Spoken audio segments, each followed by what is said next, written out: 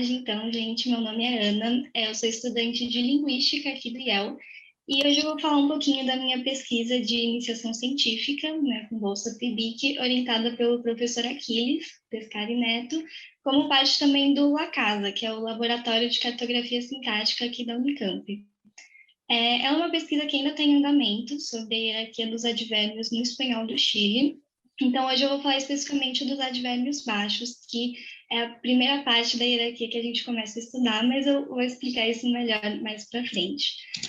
A apresentação está organizada da seguinte forma: então, eu vou começar introduzindo o tema, e eu vou fazer uma rápida fundamentação teórica.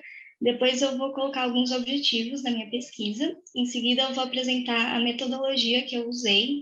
Depois eu vou trazer os dados que eu obtive até agora e discutir alguns deles. E, por fim, colocar algumas conclusões parciais da pesquisa. Bom, então, para começar, o que é, né, a hierarquia dos advérbios, também chamada de hierarquia universal das projeções funcionais?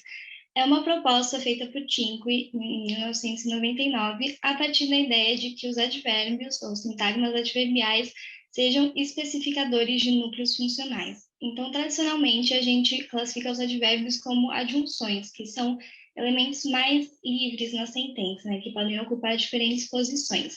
Mas o que o Cinque percebeu é que quando você tem dois ou mais advérbios numa mesma sentença, só uma ordem relativa entre eles é gramatical ou bem formada.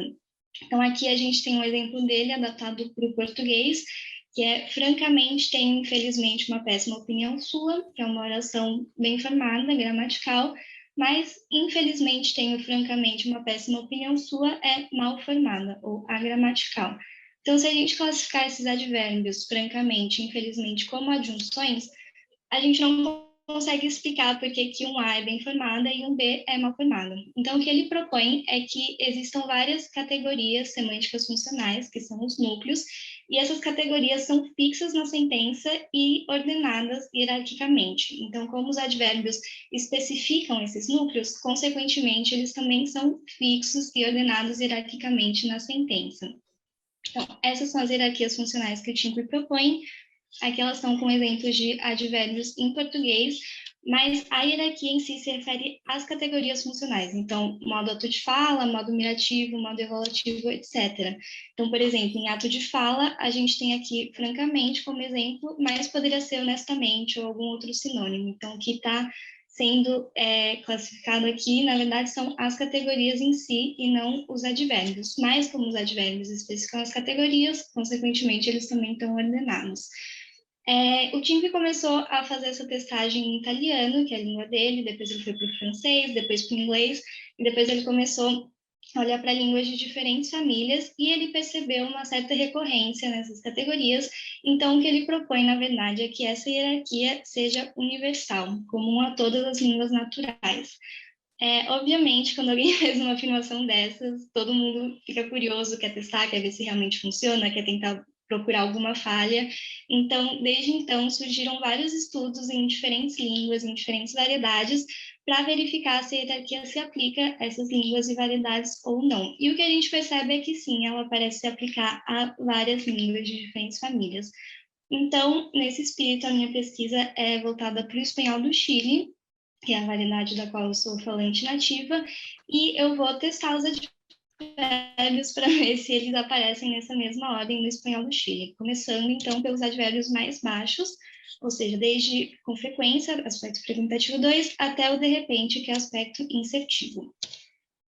Bom, então, como eu falei, os objetivos da pesquisa são, primeiro, verificar se a hierarquia do Cinque se aplica ao espanhol do Chile, no que se refere aos advérbios baixos, e também discutir alguns casos em que a hierarquia parece ser rompida. Então, às vezes, a gente tem uma ordem que não é a prevista pela hierarquia, gerando uma sentença bem formada, mas muitas vezes, nesses casos, a gente tem outros fatores envolvidos. Então, pode ter uma mudança no escopo, ou um movimento, que eu vou explicar melhor mais para frente, mas que são fenômenos previstos pelo próprio Cinque, que também são explicitados em Pescari Neto 2019, e que, na verdade, não desmentem a hierarquia, né? A gente tem outras coisas envolvidas. A metodologia que eu usei foram os testes de precedência em transitividade, como o primeiro que eu mostrei do Cinque, que aqui está adaptado para o espanhol chileno. A gente tem, honestamente, eu tenho lamentablemente uma péssima opinião sobre este tema, que é bem informado, e lamentablemente eu tenho honestamente uma péssima opinião sobre este tema, que é mal formado, logo, honestamente, deve vir antes de lamentablemente. Os testes de precedência e intransitividade, quando a gente confirma a precedência de um advérbio sobre um segundo, e esse segundo advérbio deve preceder um terceiro, então a gente tem, por transitividade, essa sequência maior aqui. Então a gente não necessariamente precisa colocar todas aquelas categorias numa mesma sentença para diagnosticar a ordem dos advérbios. A gente pode testar eles de 2 em 2 até chegar numa sequência maior, como a do TIMP. Bom, então vamos começar com os dados. Como eu falei, a gente começa testando desde os advérbios mais baixos até os mais altos. Então, desde frequentemente, que é o mais baixo de todos, até de repente, que é o mais alto dos advérbios baixos. Então, aqui a gente tem llueve de nuevo en el invierno frecuentemente, que é bem formada, e llueve frecuentemente en el invierno de nuevo é mal formada, então de nuevo deve estar acima de frecuentemente. Em seguida, a gente tem Maria de la nada de nuevo se cayó, bem formada. Maria de nuevo de la nada se cayó, mal formada. Então, de la nada deve vir antes de nuevo. Juan temprano... Calma, aqui o zoom está aparecendo em cima. Pronto. Juan temprano se fue de viaje de la nada, bem formada. Juan de la nada se fue de viaje temprano, mal formada. Então, temprano deve vir antes de la nada. Y María hizo bien la prueba temprano, bem formada. Maria hizo temprano la prueba bien, mal formada. Aqui em 9b, se a gente fizer uma leitura dando uma ênfase no temprano, né, uma pausinha entre ele e o resto da sentença, então algo como Maria hizo temprano la prueba bien, ou em português seria a Maria fez cedo a prova bem. Aí ela fica bem informada. Então alguém poderia dizer, mas então, dependendo da pronúncia, dependendo da leitura que você faz, a ordem muda. Então, como que isso se encaixa na hierarquia, né? O temprano pode vir antes de bien. Mas, na verdade, o que a gente tem aqui é algo que o próprio Schimper prevê, que é um uso parentético do advérbio. Então, a maioria dos advérbios pode aparecer em posição parentética, ou seja, entre quaisquer dois constituintes da sentença, desde que ele seja separado desses constituintes por uma pausa. Ou em posição de tópico, que é quando o advérbio vai para o início ou para o final da sentença, também com uma pausa, algo que na escrita a gente poderia mostrar com uma vírgula. Então, algo como temprano Maria hizo la prueba bien. Ou em português, cedo a Maria fez a prova bem. E nesses casos a sentença fica bem formada. Mas essa pausa que a gente precisa fazer, quando a gente tem uma posição parentética ou topicalizada, indica que, na verdade, houve um movimento do advérbio na sentença. Ele está deslocado, por isso que a gente precisa fazer essa pausa. E o que a hierarquia quer mostrar não é todas as ordens possíveis de sentenças finais em todas as línguas, e sim em que posição da sentença cada advérbio é gerado, né? Em que momento cada advérbio é gerado. Então, aqui o que a gente tem é o temprano sendo gerado numa posição mais baixa do que bien, mas ele se move para uma posição parentética ou para uma posição de tópico que é mais alta. Por isso que na sentença final ele aparece antes. Mas no que se refere à hierarquia, isso não muda nada, porque ele ainda é gerado numa posição mais baixa. Então, para fazer um diagnóstico preciso da hierarquia, a gente precisa sempre fazer uma leitura plana e sem pausas, que seria Maria hizo temprano la prueba bien, e nesse caso a sentença fica mal formada, então a gente conclui que bien é sim um advérbio mais alto do que temprano.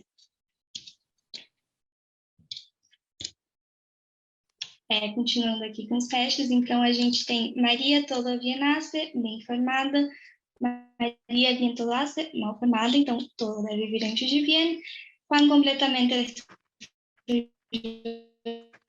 todo, bem formada, Juan todo destruyó completamente, mal formada, então completamente deve vir antes de todo. E aqui a gente tem outro exemplo legal, que é Juan de nuevo completamente se comió la torta, que é bem formada, e Juan completamente de nuevo se comió la torta, que também é bem formada. Mas em 12b a gente tem uma leitura um pouco diferente da esperada. Então, o que a gente entende com essa sentença é que o completamente está modificando o outro advérbio de nuevo, e não a ação verbal. Então, não é que o João comeu o bolo um pouco de novo, foi completamente de novo, né? Esse completamente ele está ligado ao de novo e não à ação de comer o bolo. Então, o que a gente tem aqui é uma mudança no escopo de completamente. Ele está cumprindo outra função, essa é uma outra estrutura, então a gente não pode usar uma sentença assim como diagnóstico da hierarquia.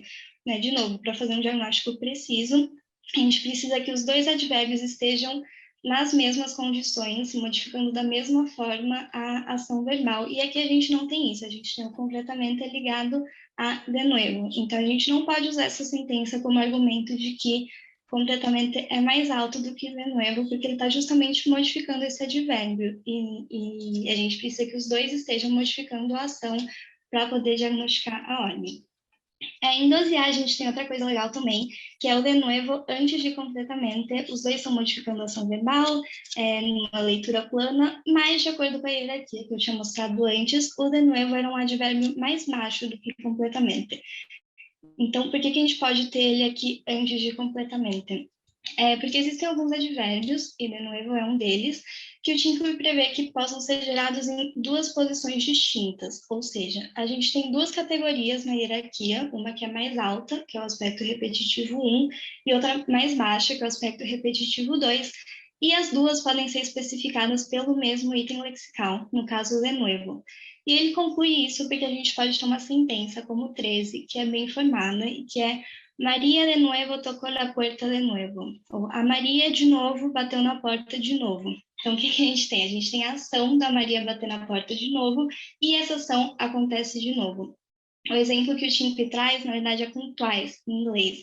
Então, John twice knocked twice on the door. Então, João deu duas batidas na porta e isso aconteceu duas vezes.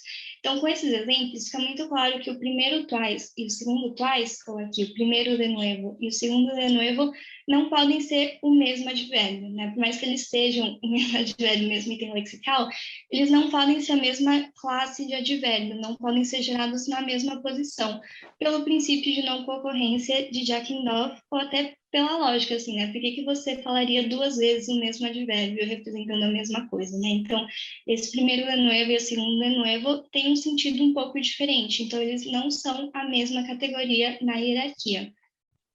O que a gente tem, então, é aqui esse aspecto repetitivo 1, que aqui está exemplificado com novamente, mas que poderia ser ocupado por de novo, e aqui o aspecto repetitivo 2, que é bem mais baixo, e o completamente está entre os dois, então ele é mais alto que o repetitivo 2 e mais baixo que o repetitivo 1. Então, aqui voltando para o nosso exemplo, em Juan de nuevo completamente se comió la torta, aqui a gente tem o de nuevo como repetitivo 1, como a categoria mais alta. É por isso que a gente pode ter uma sentença como Juan de nuevo completamente se comió la torta de nuevo, que é bem formado. Então, aqui a gente tem o repetitivo 1, o completivo e o repetitivo 2, que é a mesma ordem prevista pelo tipo. Então, voltando às nossas frases originais, né, tudo isso para dizer que nenhuma das duas serve como diagnóstico da hierarquia, ou não como o diagnóstico que a gente pretendia, né, entre o aspecto repetitivo 2 e o completivo. Por quê? Em 12A, a gente tem o de novo ocupando uma posição mais alta de repetitivo 1, e em 12B a gente tem aquela mudança no escopo, né, o completamente modificando o de novo, então ele também não serve como diagnóstico da hierarquia. Continuando então com os testes, aqui a gente tem Maria em vano completamente terminou a tarefa, bem formada. Maria completamente em vano terminou a tarefa, mal formada, então em vano deve vir antes de completamente. Los documentos obrigatoriamente se renuevan en vano, bem formada. Los documentos en vano se renuevan obrigatoriamente. Não é mal formada, mas é marginal, enquanto que 15A é completamente bem formada, então a gente pode assumir que obrigatoriamente está numa posição mais alta do que em vano.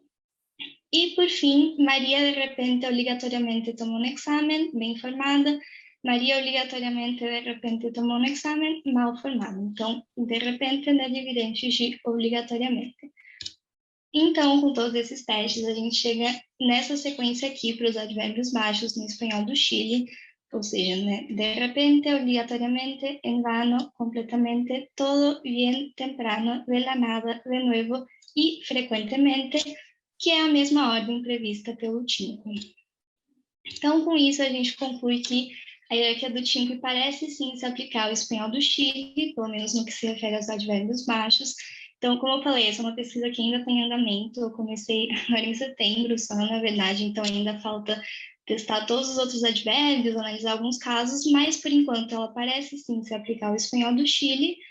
E a gente conclui também que alguns casos que poderiam ser vistos como com 300, então ordens não previstas pela hierarquia, na verdade não são violações da hierarquia, porque nesses casos a gente tem ou uma mudança no escopo, então no caso de completamento modificando o de novo, ou uma mudança na posição em que o advérbio é gerado, de novo no caso de novo, que pode ser gerado em duas posições distintas na hierarquia.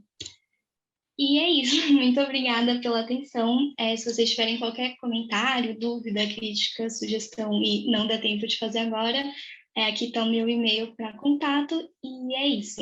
Muito obrigada. Parabéns, Ana. Excelente apresentação. Vou modificar um pouco as coisas aqui. Eu gostaria primeiro de ver se o pessoal que está assistindo tem alguma dúvida. Depois eu faço as minhas observações ou um debate. Então, primeiro eu deixo aberto. Alguém gostaria de fazer uma pergunta para a Ana? Alguém gostaria de fazer uma observação? Fique à vontade. Não se acanhe. Professora Charlotte, por favor, fique à vontade. Olá, eu queria dar os parabéns, Ana, porque achei a apresentação excelente, muito clara, muito bem feita. Você está de parabéns. E eu só tenho uma observação, que pensando em comparar o espanhol do Chile, como você está descrevendo, com o português brasileiro, me surpreendeu a posição de completamente antes do verbo, que não é, eu acho, possível no português brasileiro. Então, isso mostraria que há uma diferença na posição do verbo aí, né? Pronto, era a minha observação, mas realmente eu, sobretudo, queria dizer que você está de parabéns. Muito obrigada, professora. E realmente, né, a ideia, depois que essa pesquisa estiver concluída, é estudar o movimento do verbo também, né? Então, poder usar a hierarquia, se ela for confirmada, para diagnosticar a altura que o verbo sobe no espanhol. Mas ainda não cheguei lá. Deixa eu só acrescentar uma coisa. Teve uma chilena que, nos anos 80, fez uma tese sobre o movimento do verbo no espanhol chileno, que se chama Jimena Lois, Lois. Seria interessante você tentar achar. Eu posso tentar achar. Talvez eu tenha na Unicamp essa tese. Sim, exatamente. Eu acho que mandaram no chat aqui, o professor... Isso, professor Aquiles mandou ali a referência no chat. Mais alguém gostaria de fazer uma pergunta? Obrigado, professora Charlotte, pela observação. Eu ia justamente, minha questão ia ser exatamente sobre essa, sobre o movimento da diferença do movimento do verbo em espanhol e chileno e no português brasileiro, porque eu percebi que realmente parece que tem uma diferençazinha ali. Algumas sentenças que eu vi de exemplo que você trazia, eu ficava, nossa, mas no português não parece ficar muito legal isso. Tem mesmo, mesmo que você ainda não tenha se aprofundado nisso, Ana, parece existir mesmo essa diferença da altura que pode subir o verbo na hierarquia do Cinque? Parece que tem mesmo essa diferença para você?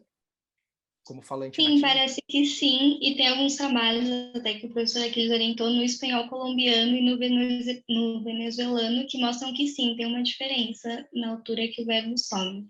Então, pode ser que no chileno tenha também, a ideia é investigar isso também. Legal, legal. Mais alguém tem alguma observação, pergunta? Fiquem à vontade. Não? A minha outra pergunta você já respondeu logo de início, que era a respeito da topicalização, né? Que eu já ia perguntar, legal, às vezes, será que acontece, a mesma coisa acontece no Brasil, né? No português brasileiro, que a gente faz uma topicalização do tudo, e aí parece que acontece, e aí você já respondeu logo de início, então já foi respondida essa questão também minha. Nenhuma mais pergunta? Nenhuma observação? Então, excelente. Gostaria de agradecer primeiro, professora Charlotte, pelas perguntas, pelas observações e também por ter trazido uma referência importante que pode ajudar a Ana amanhã, né, nos estudos. Também a todo mundo que se fez presente. Ana, parabéns pela apresentação, foi excelente, muito boa, trabalho muito bom, muito interessante, muito legal. Espero que você continue ele e consiga até um pouco a mais, que é fazer essa diferença entre o espanhol chileno e o português, né? Que como você tem as duas línguas muito bem, você fala muito bem as duas, seria interessante essa análise, seria muito legal. E também trazer junto o espanhol colombiano, né? Que você citou aí em trabalho com o professor Aquiles. Muito obrigada, João. Pretendo continuar assim. E muito obrigada, professora Charlotte, pela referência e pelos comentários. Então, vamos lá. Mesmo que esteja adiantado um pouquinho, acho que o nosso segundo palestrante, nossa segunda palestrante está aqui. Bruna Barbosa está. Então, vamos lá. Podemos começar, Bruna, a sua apresentação? Sem problemas? Acho que podemos. Podemos? Legal. Então, vamos lá. A segunda apresentação que teremos hoje será de Bruna Barbosa Lousada, e ela falará do título As Grafias do Topônimo Niterói e as Reformas Ortográficas do Português do Brasil na primeira metade do século XX. Bruna, a audiência é sua, fica à vontade. Eu sou niteroense, começando por aí, então a cidade me interessa, e quando eu era criança eu era fascinada pelas diferentes grafias da cidade, porque até chegar ao nome Niterói da maneira que está escrito aqui, o topônimo, demorou um tempo. Então, aqui eu tenho um exemplo de 1835, que foi quando, na verdade, perdão, em 1835 foi quando a cidade ela deixou de se chamar Vila Real da Praia Grande e ela subiu a categoria de cidade e virou a cidade de Niterói, que é um topônimo tupi, é um nome tupi, que significa ou Porto Sinuoso ou Rio Verdadeiro Frio. Já era um nome que estava sendo usado desde 1554 para definir aquela área. E assim que esse nome veio a virar o nome da cidade, ele começou a ser usado. Só que, como a gente ainda não tinha uma grafia fixa, você pode ver aqui no Mensageiro da Praia Grande, que é um periódico de 1835, como tem 3 maneiras diferentes de escrever o topônimo. A cidade de Niterói, a cidade com Y, com I e TH, com C mudo e TE. Então, demorou um tempo até que essa grafia fosse estabilizada, e é mais ou menos sobre isso o meu trabalho. Aqui a gente vê em 1990 uma outra grafia ainda, e no mesmo, normalmente, você vê todas as coisas que eu pesquisei foram na hemeroteca, da Biblioteca Nacional, e você vê que demorou bastante tempo até fixar essa grafia do topônimo. O motivo pelo qual Niterói era escrito com TH e com C e com Y no final, era porque, à época, vigorava o sistema de grafia considerado pseudo-etimológico, ou seja, ainda dentro da ortografia do Feijó, de 1600, eu acho. Perdão, eu não anotei essa data, mas eu posso pegar depois. Dentro dessa ortografia, era considerado necessário que a ortografia ela fosse baseada ou no grego ou no latim. Então, pseudo-etimológico, porque você pegou um nome tupi e estabeleceu parâmetros de grego e latim para escrevê-lo. Então, por isso, o pseudo. Aí, em 1904, Perdão? Que eu me perdi aqui. Em 1904, Gonçalves Viana decidiu estabelecer uma reforma em Portugal para alterar ou simplificar, na verdade, mas levando em consideração as diferenças regionais, o idioma do português. E nessa reforma ortográfica, ele decidiu, perdão, eu pulei, ele estava convencido de que essa pseudoetimologia do português à época era completamente ultrapassada e ela acabava atrapalhando a aprendizagem do português. Então, aqui tem uma frase dele, que estou muito convencido, e há várias vezes tenho dito pela imprensa, que a denominada ortografia etimológica é uma superstição herdada, um erro científico, e pôde vingar porque a leitura e a consequente instrução das classes pensadoras e dirigentes se aceitavam quase sem protesto. Então, o Gonçalves Viana, ele propõe essa mudança e ele faz uma comissão com algumas figuras importantes dos filólogos portugueses à época, como Leite de Vasconcelos, Adolfo Coelho, Carolina Michaelis Vasconcelos e José Joaquim Nunes, E a partir dessa mudança, logo que a República de Portugal foi implementada em 1910, o novo formulário ortográfico que surgiu das ideias do Gonçalves Viana é implementado em 1911. Nisso, no Brasil, não havia ainda essa comunicação entre a ortografia do Brasil e de Portugal. E em 1906, a Academia Brasileira de Letras, encabeçada pelo Medeiros de Albuquerque, um foneticista, e pelo etimologista Salvador de Mendonça, decide estabelecer um formulário com 17 pontos principais de como seria uma nova ortografia para o português. E dentro desses 17 pontos de simplificação, tinham 2 pontos que alteravam a grafia de Niterói, que era a primeira proposição, que as palavras que eram compostas com H mudo ou com C mudo deveriam cair, o C e o H mudo, e a sétima proposição, que caía as consoantes nulas, a primeira proposição, que caiu o H, que viria antes do C e antes do TH, e a 12ª proposição mantinha o Y para os nomes em tupi. Então, logo após essa proposição de 1907, houve uma grande discussão na imprensa à época, porque algumas, inclusive dos imortais da ABL, eram contra a nova ortografia, chamando ela de inoportuna, antipatriótica, ridícula. Então, criou-se um burburinho muito grande.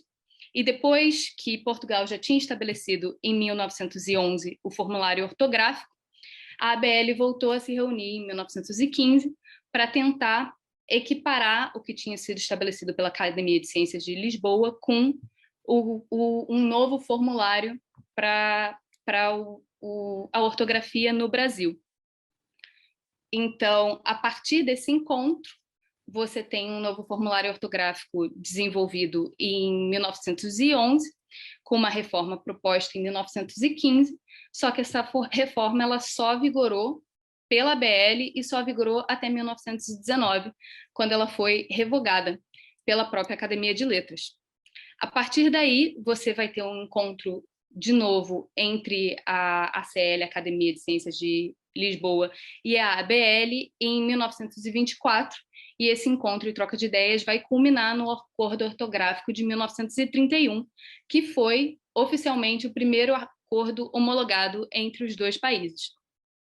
Então, em 1931, o governo do Getúlio Vargas, que tinha subido ao poder em 1930, adotou e tornou obrigatória essa ortografia estabelecida pela ACL e pela ABL para todos os órgãos públicos, as instituições de ensino e os documentos e requerimentos da administração pública. Contudo, também durou pouco tempo, porque em 1933 começou-se uma discussão sobre revogar esse acordo de 1931. E esse acordo acabou sendo revogado em 1934. Então, você vê aqui no exemplo de Niterói que a Prefeitura de Niterói, em 1929, tinha a etimologia ainda na grafia pseudoetimológica, em 1930 já tinha sido atualizado, porém, em 1935 já tinha retornado à ortografia anterior por ter sido revogado, não ter entrado na Constituição de 1934 o novo acordo. E você vê que, mesmo assim, em 1929 Niterói era de uma forma, em 1935 já era de outra forma. Então, ainda era muito fluida a maneira com que se escrevia. Aqui eu peguei algumas das opiniões dadas ao Jornal do Brasil em 1934, quando ainda se discutia se ia se voltar à ortografia anterior ou se ia se manter a ortografia do Acordo de 1931. E claramente a opinião do público, dos estudantes, dos professores de direito, dos professores de grandes instituições, era que a ortografia simplificada era mais útil, era muito melhor, ela devia ser mantida.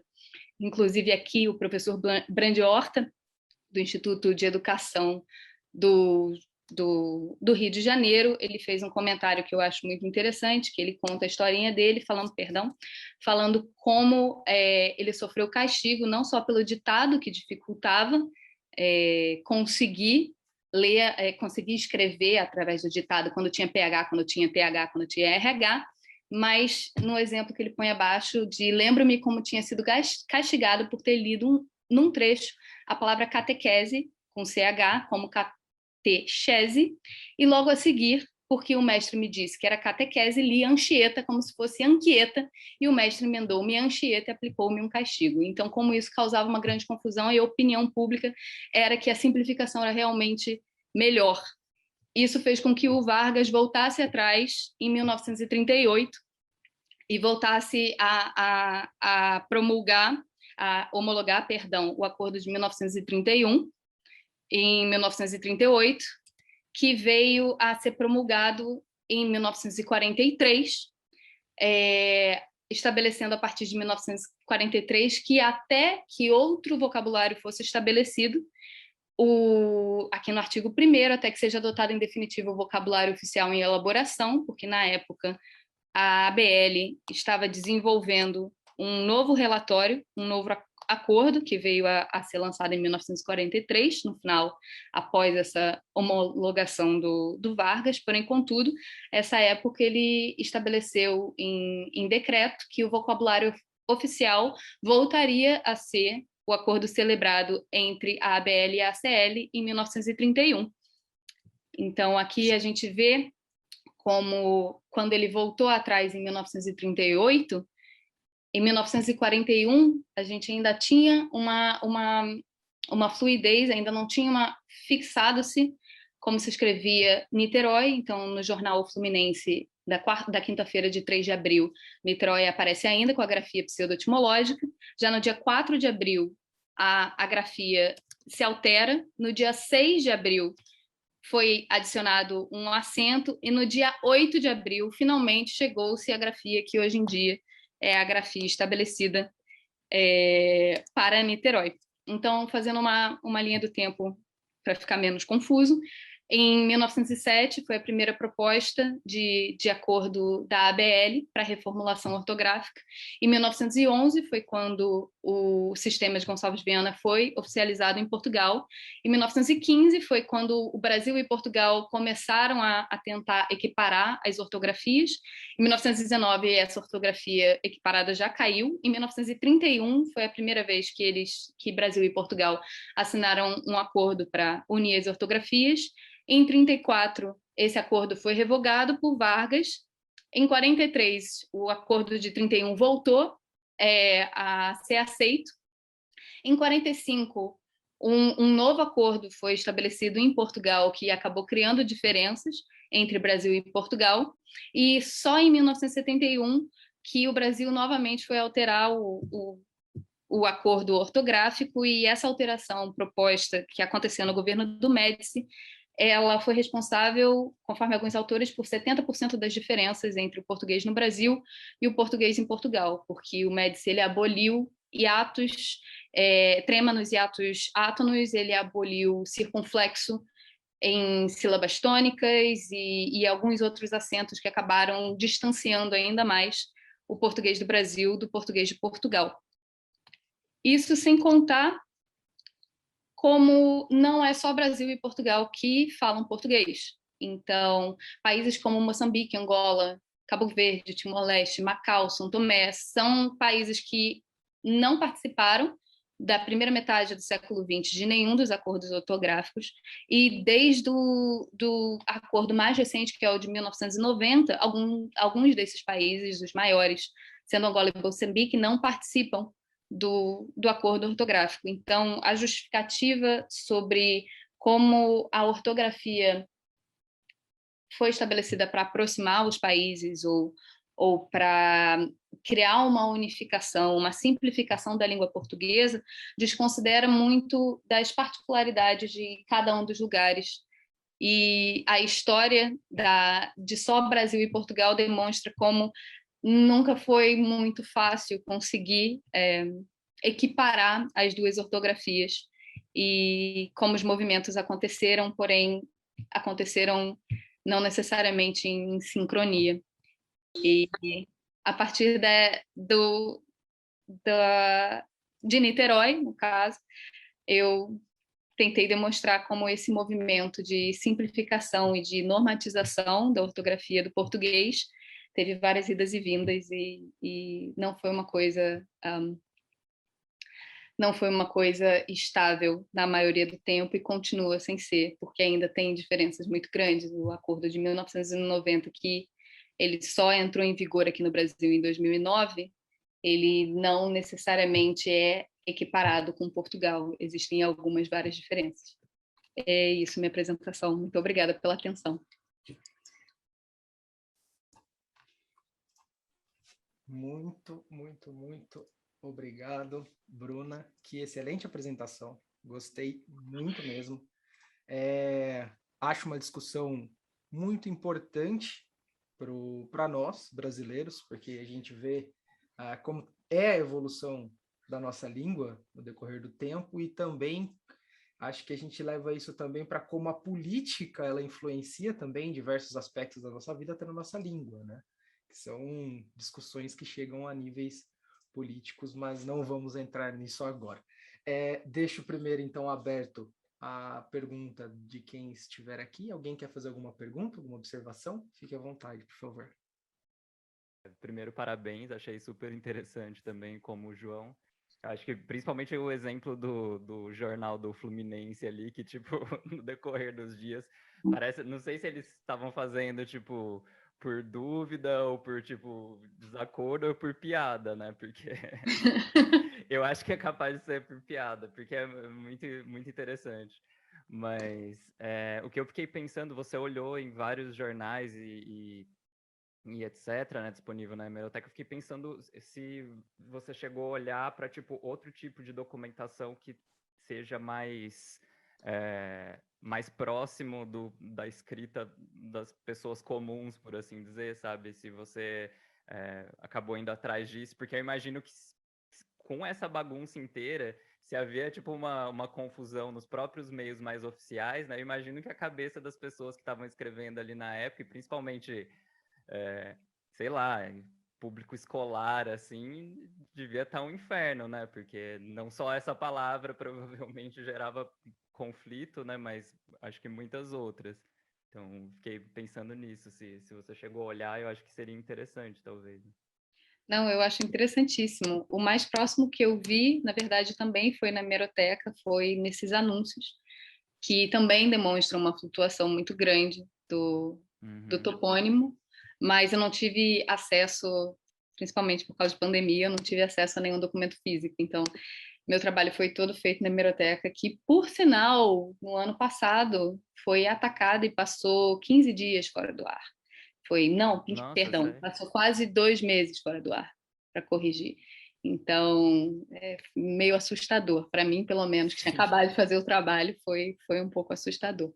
Mas o contato que eu tive foi basicamente de documento jornalístico. Eu não sei se eu posso emendar com mais uma coisa, mas uma outra coisa que eu fiquei pensando é até que época você pesquisou. Tipo, se você chegou a pesquisar, sei lá, depois dos anos 70, sei lá, se tipo, depois que adotaram a ortografia que é vigente agora, né, se logo depois, assim, ou se, sei lá, uma década depois, o pessoal ainda, se todo mundo adotou, sabe, se foi... Sim, o que funcionou, aconteceu talvez. foi que após 1940, a ortografia se fixou mesmo, e Niterói, escrito de maneira pseudoetimológica, virou nome de loja ou nome de comércio, coisas que não necessariamente identificavam a cidade. Legal. Obrigada, Gabriel. Interessante, eu que agradeço. A gente teve uma observação aqui do Rafael, parabéns pela apresentação. Usar a grafia de uma única palavra como fio condutor deu uma perspectiva muito interessante à sua apresentação. Aqui no chat escreveu. A minha questão, Bruna, ela é bem simples na realidade, e acho que não sei se você teve acesso a isso ou não, que vai mais ou menos igual que o Gabriel questionou. Você sabe, caso você teve contato a quando nessa linha do tempo que as escolas, os professores começaram a padronizar esse T aí sem esse uso do pseudo-etimológico? Quando foi a época mesmo que começou a mudar esse uso, igual trouxe o exemplo que falou lá do castigo, porque leu uma palavra de um jeito, leu uma palavra de outro. Quando foi que você teve acesso a isso? Então, o que eu tive acesso foi que a partir de 1931, porque, vamos lá, em 1907, quando as discussões na ABL começaram, houve uma resistência muito grande da sociedade em relação à mudança.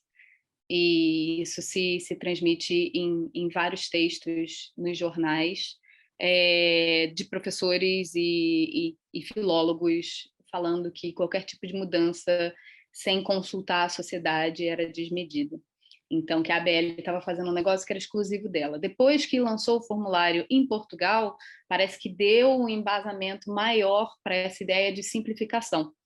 E então, a partir de 1911, já na reforma de 1915, eu comecei a ver o apoio da população, o apoio principalmente da classe literada, dessa mudança. Em 1931, as pessoas vieram aos jornais e teve muita discussão nos jornais apoiando a medida do Vargas, que, como tinha acabado de entrar no governo, vamos lá, quando tinha acabado de de dar o golpe e estar no governo e tinha começado a aprovar várias mudanças do sistema público, tinham vários documentos oficiais apoiando a adoção do formulário de 1911 da ABL. Em 1933, quando houve a discussão sobre voltar atrás, também houve uma manifestação maciça nos jornais em relação a manter a simplificação, como a simplificação tinha sido bom aqui. De Niterói, falando, os professores de latim e português do Colégio de Caraí opinam pela ortografia simplificada. De Mossoró, após consultar o corpo docente, declaro que somos de acordo que continue a ortografia simplificada. De São Paulo, a ortografia simplificada vem sido usada, o corpo docente é da opinião dominante, então, aparentemente, quem ia contra a simplificada, teve até um jornalista que falou que quem estava indo contra estava tentando ser mais realista que o rei, já que a reforma tinha sido aprovada em Portugal. Então, e também tinha discussão, e é que é engraçado a comparação com a discussão anterior, porque a discussão de 1907 era mais assim, mas como que 4 milhões de portugueses vão ditar o que 50 milhões de brasileiros vão escrever? Então, foi uma mudança de 2 décadas para frente, de uma opinião generalizada de como a simplificação ajudava o aprendizado e muita opinião de quem era concurseiro falando que a simplificação ela é mais próximo da fonética, mais diferente da pseudoetimologia, ajudava bastante todo mundo. Então foi a opinião que eu entrei em contato. Legal, muito legal. Mais alguém tem alguma questão? Pergunta, observação? Não? Não? Bom, então, mais uma vez, parabéns, Bruna. Excelente apresentação, muito interessante o trabalho, de uma importância enorme para a gente que trabalha com essa área. Acho muito legal essas discussões que mostram a evolução do português, como era e como a gente está hoje. Então, parabéns mais uma vez. Estamos recebendo um monte de parabéns no chat. Muito obrigada. Então, todo mundo gostou bastante. Vamos lá, então, dar continuidade agora para a nossa última apresentação do dia. Vamos lá. Eu vou fazer uma apresentação breve aqui. Então, a última apresentação, nós teremos o Vitor Morelli Silva. Ele vai apresentar o texto com o título A Variação entre que e o que em orações interrogativas diretas na história da língua portuguesa, os primeiros resultados. Vitor, a audiência é sua. Vai lá. Obrigado. Bom, boa tarde a todos. A minha pesquisa é sobre a variação entre que e o que em orações interrogativas diretas na história da língua portuguesa. Eu vou trazer aqui os primeiros resultados, como o João tinha falado. Eu sou aluno de letras e esse trabalho eu desenvolvi até a investigação 3, ou seja, ele é um encaminhamento para a minha monografia que eu estou escrevendo nesse semestre, e eu estou sob orientação da professora Charlotte. Opa. Ai, gente, calma aí, tá errado aqui, pronto. Os meus objetivos com esse trabalho é descobrir quando começa a variação entre as duas formas do pronome e elaborar hipóteses para o surgimento de o que nas interrogativas. Para isso, eu fiz uma consulta inicial a várias gramáticas. Eu trouxe aqui alguns exemplos para vocês com posicionamentos sobre o assunto que chamam a atenção. Ribeiro, na gramática dele, em 1881, apontou que a forma o que era incorreta. Azevedo Filho, em 1968, vê que a presença desse o é um reforço fonético para reavivar a tonicidade de interrogativo que. A gramática de Mateus e outros autores, uma gramática portuguesa e de inspiração gerativista, diz que a forma que, como sintagma nominal interrogativa, é cada vez menos utilizada, sendo o que a forma mais produtiva. E a UI, em 2015, entende que o como um elemento é um elemento eufônico, né, sem função sintática e que enfatiza a articulação da frase. Eu usei 2 corpos para fazer essa pesquisa. O primeiro é o corpus Tycho Brahe, desenvolvido aqui pela Unicamp, né, a professora Charlotte, o professor Haroldo e o professor Pablo. E o segundo corpus é o Postscriptum, é um corpus português associado à Universidade de Lisboa, Centro de Linguística da Universidade de Lisboa. O primeiro corpus, o Tycho Brahe, tem diversos textos de diversos gêneros, então desde cartas a textos ficcionais, a teatro, né? E o Postscriptum são cartas. Aqui, esses corpos estão todos disponíveis online, então eu estou mostrando aqui o corpus Tycho Brahe, e aqui é o Postscriptum. Bom, a minha metodologia.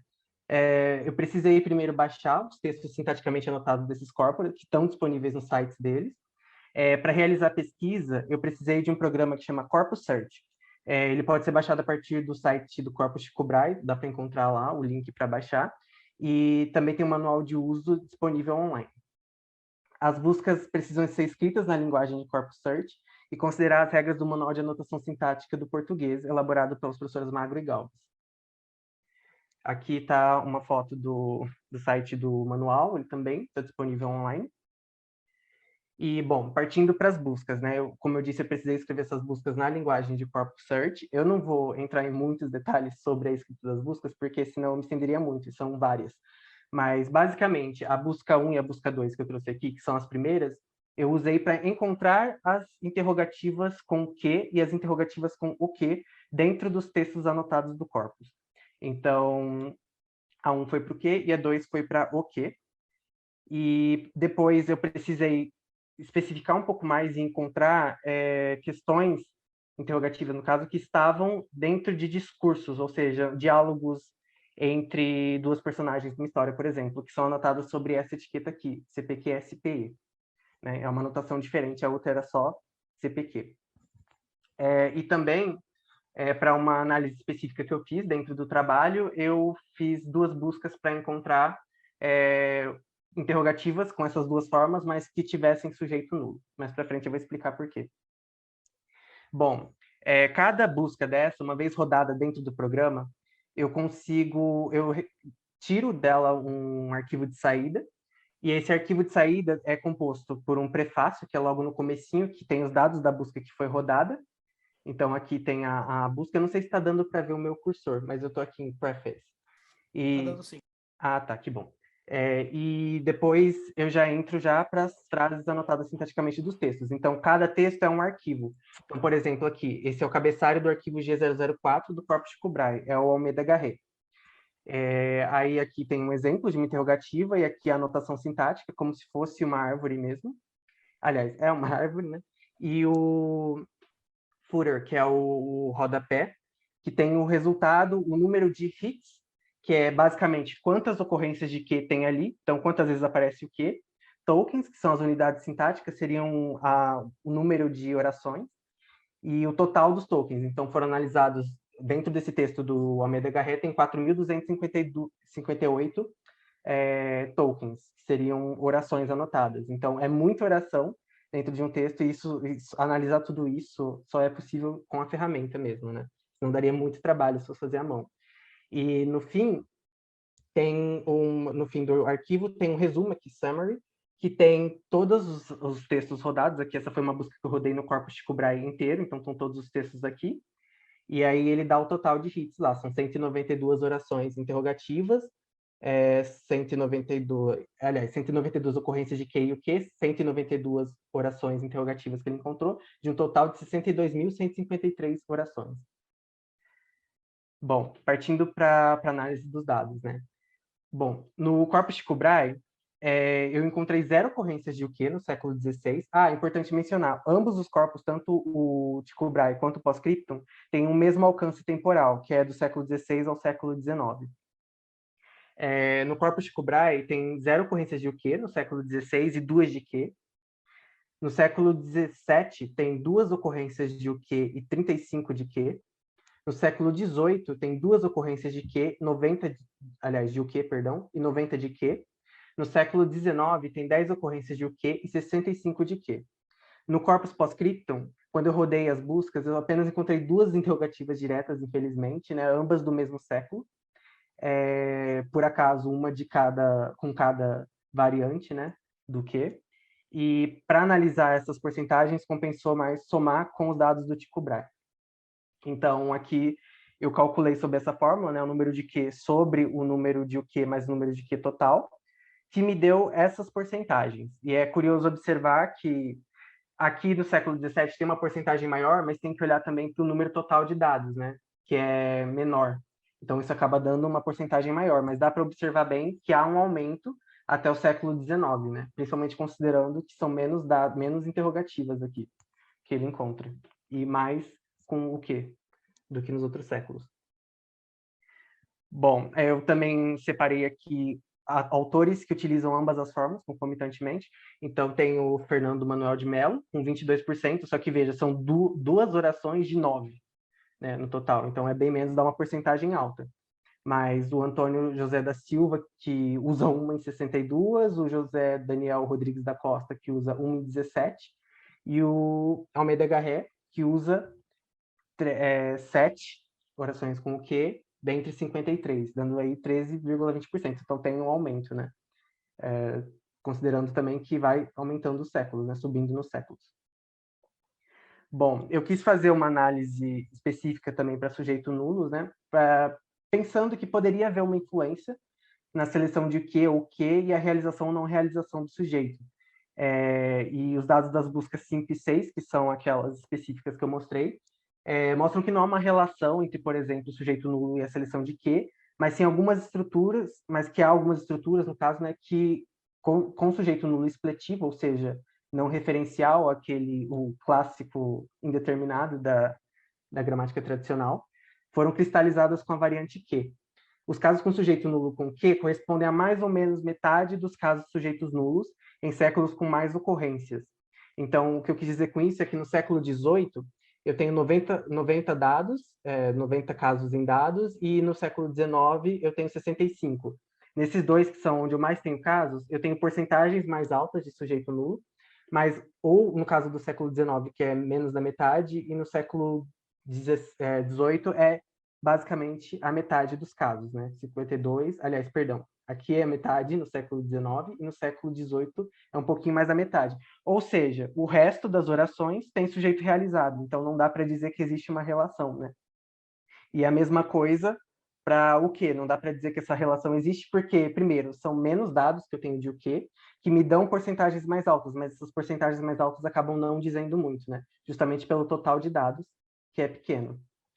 Então, chegando agora às estruturas cristalizadas, né? Lendo os arquivos de saída e as orações, né, eu percebi que algumas estruturas pareciam ter se cristalizado com a variante Q. E aí eu separei aqui as estruturas. São que importa, que há, que se, que é. Todas com sujeito nulo expletivo. Então, alguns exemplos de orações. Que importa que sejam diversos lugares, se no sujeito não há diversidade. Que há de ser. Que se diz de meu amo. E aí aqui dá para ver que esses expletivos, eles são, de novo, olhando só para o século XVIII e para o século XIX, que tem mais casos, a porcentagem ela aumenta ligeiramente, mas ainda assim são menos expletivos do que sujeitos referenciais, né? Sujeitos ocultos, no caso. E para o que são pouquíssimos dados também, só tem um caso com sujeito nulo expletivo do total de 3, né?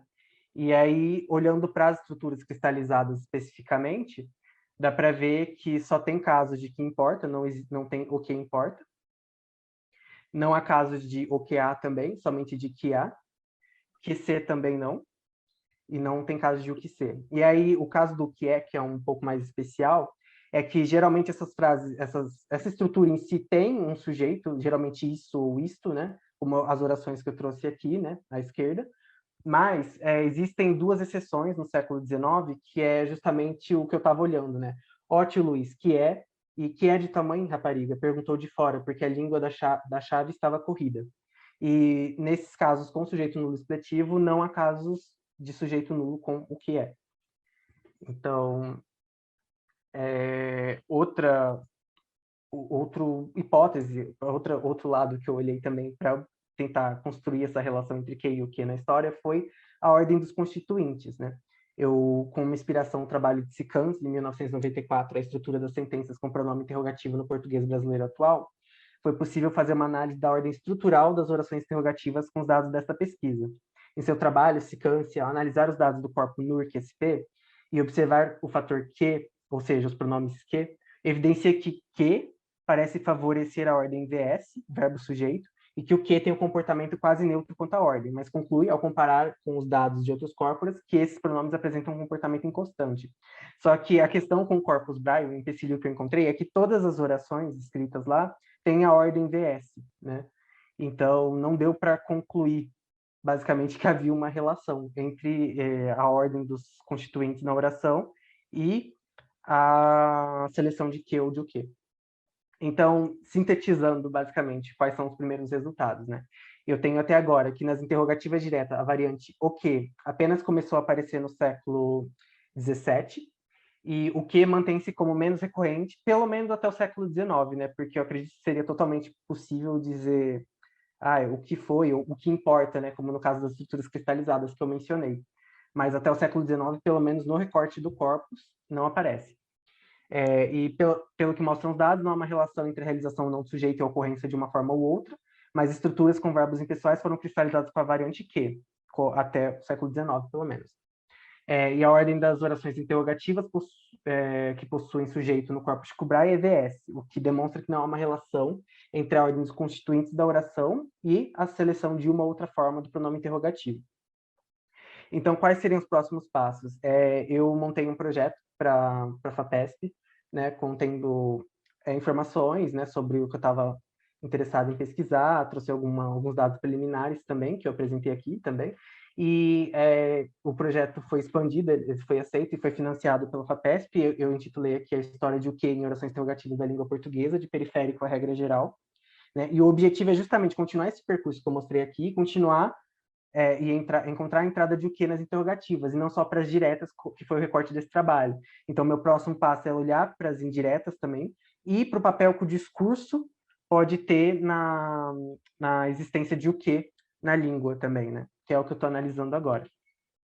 E, no mais, é isso, gente. Muito obrigado, Vitor. Primeiro, parabéns pela apresentação, excelente apresentação. Segundo, parabéns pela bolsa da FAPESP, por ter conseguido, parabéns. Como das outras formas, alguém tem alguma dúvida, alguma observação a fazer, algum questionamento? Fique à vontade. Bruna, levantou a mãozinha, pode falar. Eu tenho uma pergunta, na verdade. Você chegou a encontrar ocorrências da reduplicação do que? Não, que eu me Não? lembre, não. Eu não olhei especificamente para essa ocorrência. Não, imagino que não. Não. Uma boa pergunta.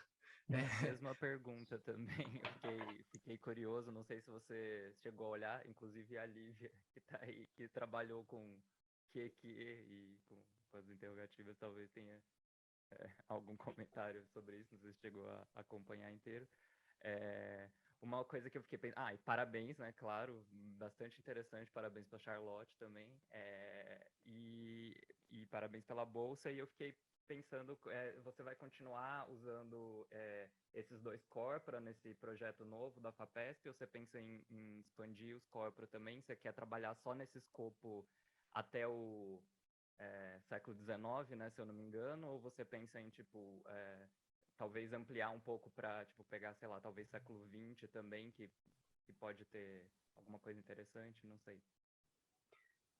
Sim. Na verdade, eu pretendo manter esses dois corpos mesmo, na análise, né? Até porque eu já rodei as buscas das indiretas e vi que já deu mais dados, né? Mas sim, seria manter esses dois corpos. E esses 2 corpora, aliás. E qual foi a outra pergunta, Gabriel? Foi só essa? Eu acho que a minha curiosidade, na verdade, no geral, é assim, o que você, tipo, como você pretende conduzir essa nova etapa, sabe? Mas eu acho que faz sentido, sim, você seguir com isso, ainda mais já tendo feito essa pesquisa. Talvez seja interessante você dar uma olhada se acha essas duplicações, nesse o que, ou o que, né? Mas pouco provável que vai encontrar, né? Que são coisas mais raras, né? Mas talvez seja interessante olhar, vai que você acha uma ou outra, né? Pode ser também legal. Uhum. Sim. Obrigado pela sugestão, Gabriel. Mais alguém quer fazer uma observação? Pergunta?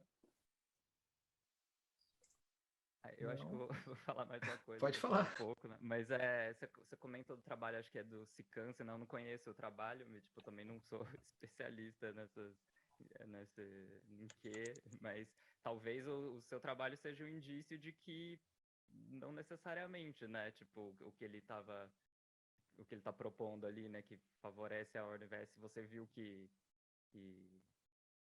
em todos os casos é essa mesma ordem, né? Talvez seja uma hipótese também para você trabalhar, não sei. Sim, na verdade, essa questão da ordem dos constituintes era uma hipótese que eu tinha, né? Eu falei, poderia ter alguma influência, talvez, né? E eu achei esse trabalho, eu achei interessante o que ela fez, só que ela mesma concluiu que não tinha muita relação, assim, porque tinha um comportamento meio inconstante, sabe? Não influenciava na posição, porque isso ela observou olhando para um dos corpos que ela usou. E para os outros corpora não tinha necessariamente essa relação, sabe? Uhum, entendi. Eu acho que eu vou na mesma linha do Gabriel. Acho que seria muito interessante, Vitor, talvez para a continuidade do trabalho, para o seu relatório da FAPESP, que você vai ter que entregar, né, que dá trabalho, você trazer uma discussão a respeito do que, quando foi que começou a ser inserido no português brasileiro, talvez trazer alguma informação a mais a respeito disso, que seria bem interessante para as discussões que você traz, né? Que principalmente hoje a gente usa muito mais, não sei se sou só eu, mas uso o que muito mais numa linguagem coloquial e o que numa linguagem mais certinha, também não tem tanta diferença nisso, mas trazer essa diferença de quando foi que ele começou a ser inserido e utilizado mais na língua portuguesa, o que, porque é muito interessante para a gente. O que eu ia fazer de pergunta era exatamente o que o Gabriel te fez, que era se você tinha informação de que momento que começou a ser mais usado em relação ao outro, quando teve essa até igualdade de que e o que, e quando um passou a ser mais usado do que o outro, que eu acho que deve ter essa inversão de uso em algum momento, né? Provável que tem. E talvez você adicionar essa discussão no seu trabalho seja bem legal. Principalmente porque acho que na gramática gerativa, nas teorias gerativas, tem infinitas discussões de WH, de questions, e diversas também de exclamativas WH, tem muito trabalho a respeito disso, então seria muito interessante você trazer quando foi que teve essa modificação de uma para outra. Mas realmente é um assunto muito curioso mesmo, principalmente se a gente pensa no nosso português moderno aqui no Brasil, né? Que, por exemplo, se acontece alguma coisa com alguém, eu diria, por exemplo, que foi? Não necessariamente o que foi, né? Mas eu escreveria o que foi, né? Que é bem curioso isso mesmo. E, bom, eu agradeço os comentários de todos, da Bruna, do seu, João, e do Gabriel também. Mais alguém quer fazer alguma observação? Pergunta? Não? Do jeito não. Então, mais uma vez, parabéns, Vitor, pela sua apresentação. Aproveito também para parabenizar a Ana e a Bruna pelas apresentações que fizeram. Agradeço a participação de todos que estiveram aqui conosco. A gente está terminando um pouquinho mais cedo. Espero que todo mundo tenha gostado. Eu achei muito legal, excelentes apresentações. Cada um trouxe aí discussões muito boas e objetos de estudo muito legais, que eu espero que vocês continuem estudando isso no decorrer da vida acadêmica de vocês, que são discussões muito importantes para a gente. Então, de novo, parabéns, obrigado por todos que estiveram aqui, e se caso alguém quiser falar algo, fique à vontade aos palestrantes que falaram, se quem quiser agradecer, fica à vontade.